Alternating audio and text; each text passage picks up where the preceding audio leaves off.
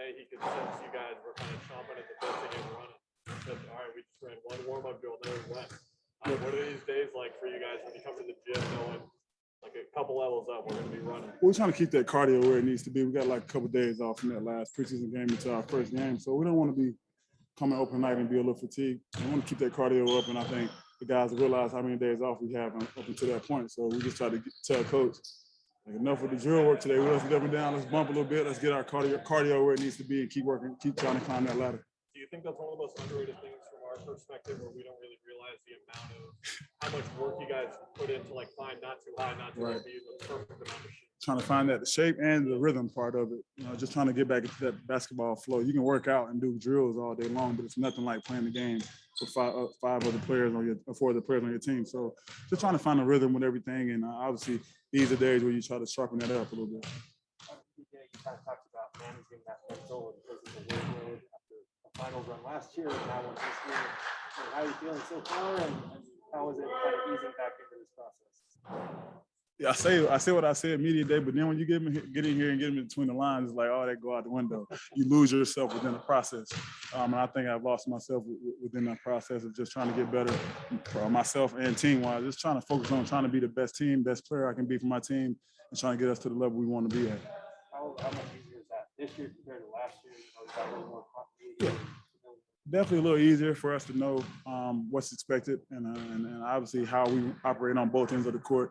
It's good to have some continuity and just be a couple steps ahead of other teams when it comes to training camp and preseason. So it was good to have the same type of group and just pick up and try to help the guys, new guys, as long as possible, quick as possible. Am I on the black or the white team? I like to do both, but I'm on the black team. But we kind of beat up on the white team a little bit, so I try to make it even a little bit sometimes. We gotta talk to some of these guys, right? So we're hearing a certain amount from the black team right now. Miguel is just making it like it's no contest. Black team. Yeah, so we try to mix it up, but black team is doing what black team is supposed to do, and that's just try to dominate when we step on the court. Those five guys. Okay. Now the other question I was going to ask you is about cardio. Like you, Tori, Chris, and Devin. No Tori. Anybody brave enough to join you guys? Oh yeah, we got a 14-year veteran, JaVale McGee. He stepped in and took Tori's spot. Alfred Payton plays a little bit. So we got a few guys who are willing to play with us. Okay, because DeAndre and Frank were like, we're not getting in there. Yeah, like even basically scared them off. I don't know how. We want them to join, though. We should tell those guys to join us, man. We want those guys to join us and play. It's all gentleman's game. Good conversation. 2-hour flight. We just want conversation. We just want conversation. We just want conversation. That's all. Frank said he's good at the JV table. He said the JV table's fine with him. Y'all got the varsity table.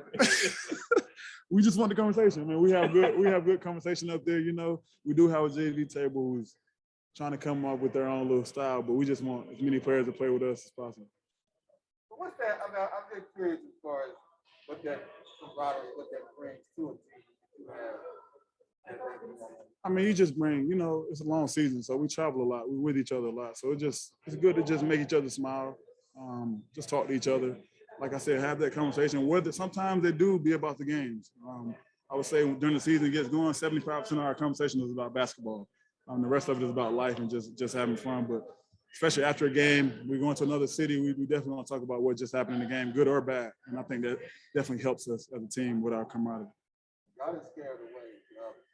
It can get a little hostile up there. From you guys at the Mercury game, there are 2 videos we're going to be seeing a lot online this year used, which is you dancing and then. Yeah, my grandma sent me that. Like, I saw you last night. I'm like, oh, I went viral.